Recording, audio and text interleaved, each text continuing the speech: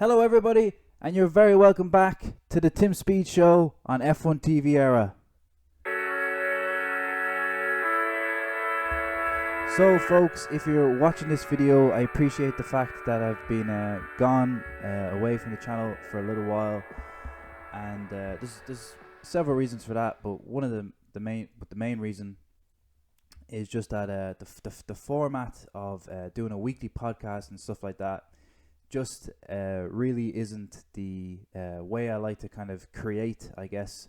I suppose ideally for a weekly podcast, you would do a little bit of work every day, and but in my kind of mind, that just adds up to like trying to do something for a week, and I don't really enjoy kind of doing that in this respect. So I'm just going to change the format. I'm not going to do the podcast anymore for the time being, because I don't really enjoy doing it so much, and just switch to kind of a daily updates and news type format for the next couple of weeks. Obviously, the season is coming to a close soon, but there are a lot of things to look forward to next year. So there's going to be a lot to talk about over the winter for sure. So on today's show, one of the last questions that we don't know the answer to, in terms of what we, in terms of the driver market, is that Giovinazzi still doesn't have a seat for 2022, and of course there's a little bit of discussion going on with the fact that the Andretti Sports company might buy the majority shares in Alfa Romeo, which of course is basically the Sauber team. And Giovinazzi has had a couple of different chances this season to prove his worth. Of course, Kimi Räikkönen is retiring, so that left one free seat for sure. Antonio missed out on that. Bottas was signed to Alfa Romeo, of course, for 2022. So he's had a couple of good chances to prove what he can do. He's obviously pretty decent at race starts. Everybody knows this. He's become Mr. Saturday probably, on and off. The last couple of races he's got into Q3 and stuff like that, but he still hasn't really had brilliant races. And that's kind of what you need to be doing. He's made a couple of mistakes. He was very unlucky in Monza. I think he got spun in the first couple of corners. Wasn't really his fault. He was just slightly out of shape, and ended up being quite damaging. Overall, again, a disappointing race there for Antonio. So the talk is that Alfa Romeo are in discussions with Formula 2 driver Yan Zhou from China, and along with the discussion of that online are the rumors that Yan Zhou would be bringing something along the lines of $30 million in sponsorships of himself, and also of money from friends and family and things like that, to support the F1 team and give him a seat for next year, even though he might not necessarily be the first person that would get that seat if he didn't have any of that financial backing. So $30 million, what can you get? What does that bring to a team in F1, and how does it kind of affect their decision making? So if you were to bring 30 million into the team, if you were to get a cash injection of $30 million into just make sure this is still recording. Okay. First things first, Bottas's wage for Mercedes last year was $15 million. Okay, so you could sign somebody like Bottas, which Alfa Romeo have done, and you could basically still have 15 million quid left over to do what you want. Putting it in normal terms, if you wanted to pay 2,000, if you had 30 million quid, you could afford to pay. You could rent somewhere for $2,000. Okay, you could get a nice place for €2,000. You'd have enough rent for 1,250 years. You could buy 100 houses at 300k each. I don't know why you want to do that, but you could if you wanted to maybe do them all up and sell them for more, or whatever. You could give 10 of your mates 20 grand and you'd still have like 29 million euro. You'd still have 29 million euro left. You'd have more than that. But what does it mean in in F1 terms? So I was looking up what F1 components cost, what F1 cars cost. Of course, there's about 10 or 12 different articles that have all been written in 2021. Varying numbers in each of them, I have to say, quite substantially in some parts. So there's talk that because I couldn't really get an actual figure on this, but apparently because of the DRS in the rear wing and the fact that teams pretty much changed and put a pretty similar but slightly changed rear wing on the car from race to race, and there's the DRS parts involved in that. So apparently rear wings are quite expensive. They can be anywhere from 80,000 up to 150 grand just for the rear wing. So if it's 150,000 euros, that's obviously quite an expensive component. The front wing, which gets damaged a lot, is in and around, from what I can see, the average seems to be about 80,000 euro for a front wing. And considering that most teams have a good few front wings in the garage at any one time, you usually see it if you're looking at the coverage before races and stuff like that, or you'll see it in the background during a race. The fact that they're almost 100k each is obviously getting 30 million euro. If you got 30 million, or if you got $30 million given into your team, then you would obviously have room to be able to purchase more parts and fix your car if it gets damaged, and have more customizable car setups from track to track. So also a gearbox, which teams go through quite a lot, is 400,000 euro. An F1 gearbox, the average figure that I can kind of confidently enough say that this seems to be somewhat in the range of the price of an F1 gearbox is 400,000 euros. So you know in F1 that if you get a new gearbox, if you use a new gearbox, there's penalties involved in that. Getting a new gearbox, getting a fresh gearbox is usually something that a driver will really appreciate. The car will be a lot crisper, cleaner, shifting up and down in the gears like that. Just you get a new gearbox in your car. It's a very important piece of kit, and obviously that's reflected by the price, as the average seems to be 400,000.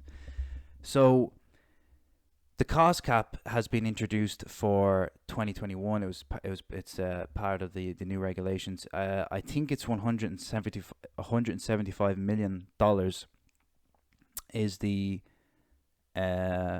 figure that I have written down here. It could be $145 million now. I think it's supposed to be dropping. I can't remember if it was 145 because of COVID, or if it's still 175, but it will be 145 next year. But it could be 145 now.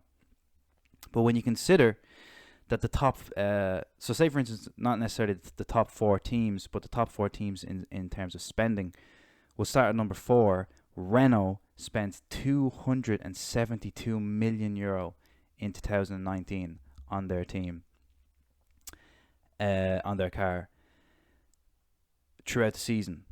So their development of the car, their new components and repairs that they do to the car during the year, the total of that, the performance spending it's called because it's the car and how it performs, was 272 million. Ferrari is $463 million in 2019 was how much they spent again on their performance budget, spending money on the car. 463 million. Red Bull was very similar to that. It's around 460. And of course Mercedes spending the most dollar on the grid in 2019, and possibly for the last couple of years, undeniably so, is 484 million. So when you consider that the other teams, most of the other teams below the and in and around the midfield teams and the back market teams are all spending well below 200 million, more like 130 to about 170. You might have heard the rumors that Michael Andretti has expressed his interest in buying a Formula One team. Of course, if you want to enter Formula One as a new team, you have to pay something like 200 million euro, and this ties into the fact that Michael Andretti has supposedly bought majority shares. 80% is the number that we've seen online. He has bought 80% share in the Sauber Group, which is Alfa Romeo, and he's paid $300 million for this. So he's paid $100 million more than he would have to if he had his own team. But he's inherited, not necessarily the best team, but he's inherited I suppose the infrastructure more than anything else. There's also talk that the factory in Zurich, where the Sauber F1 team is based, where they built the Alfa Romeo car, there's a lot of employees there, so there's worry that maybe those employees might be let go. There's about 200 employees in that factory. So Bernie Ecclestone was online. If you don't know Bernie Ecclestone because you've just started watching F1 recently, he was way more active back in the day, and I'm pretty sure he's just trying to stay relevant now. Not that he's been cancelled, and I don't believe in cancel culture, but he's pretty much just a bit of a old fart that just says shit that you don't want to listen to. So I wouldn't necessarily take everything he says legit, but that is something that you have to consider if the team decide to move bases from Zurich. What are they going to do with those 200 employees in Switzerland? Obviously, Andretti is an American team. Massively successful team, in fairness to them. Michael Andretti, son of Mario Andretti, of course. Michael Andretti has bought the team for 300 million. They've won the Indianapolis 500 5 times. They've won the IndyCar Series in America 4 times. The last time was in 2012. So it's been a while, but they do have very good drivers at the moment. One guy is Patricio O'Ward, an interesting name. And that brings me on to the next part of the show. So this is called, this is just a fun thing called Tim's Trivia, or Tim's Theories. So what I'm going to do is I haven't Googled anything about Patricio O'Ward, even though I've watched him for a while. And I'm just going to text him because he might get back to me. Patricio O'Ward. So his name is Patricio O'Ward, but O'Ward does sound a little bit Irish. There he is, Patricio. So I'm just going to text him. Do you have any Irish in your blood? So I just texted him there. Not even sure if I spelled heritage right, but I just texted him. I said, "Do you have any Irish heritage?" Nothing too crazy, nothing too over the top. If he sees that, I reckon he'd be like, do I have any? I think, yeah, I do. Or maybe he'd be like, I don't know. Or maybe he'd be like, yes, I do. My name's O'Ward, of course. I'm from fucking Offaly or something.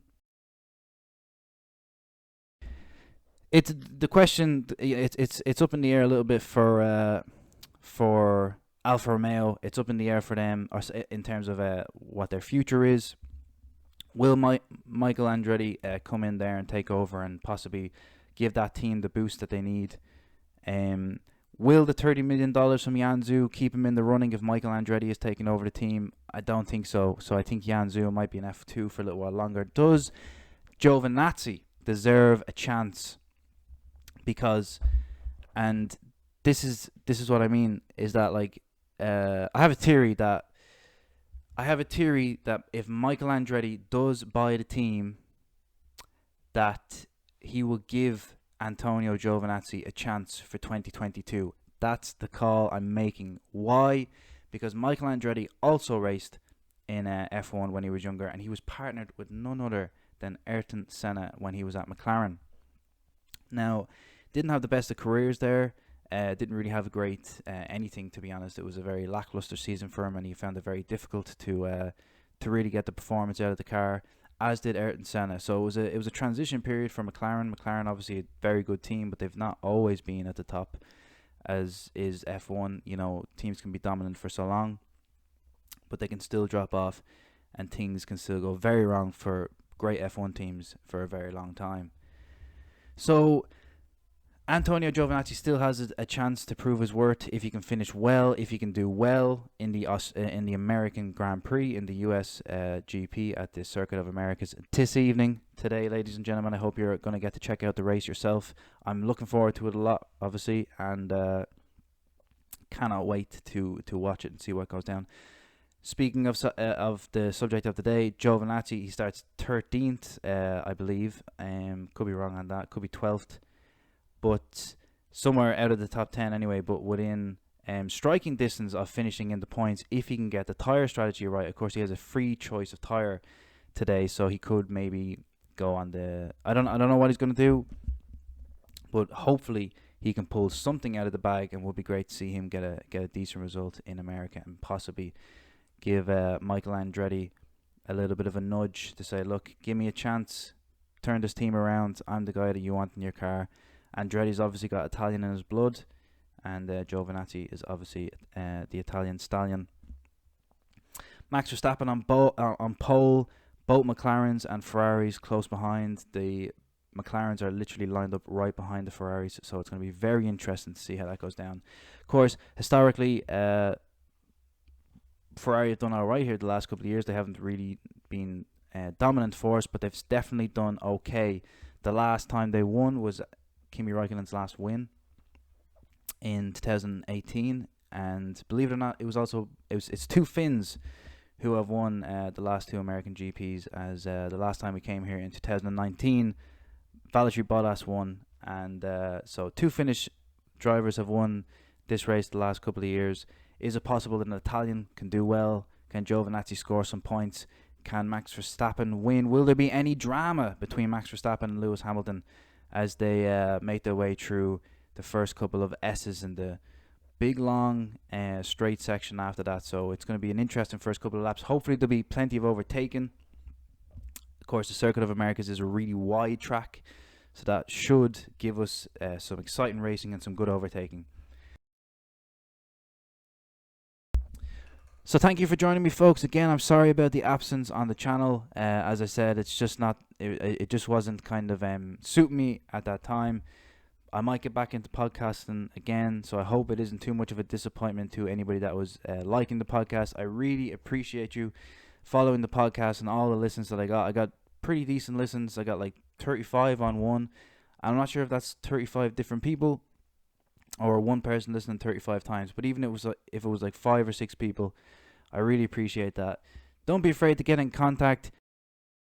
Let me know in the comments if you think there's going to be any drama between Lewis Hamilton and Max Verstappen. Predict the lap. If you predict the lap where Max Verstappen and Lewis Hamilton crash out, or one of them gets taken out of the race, if you predict that lap and it happens, I will send you a Tim Speed Show t-shirt.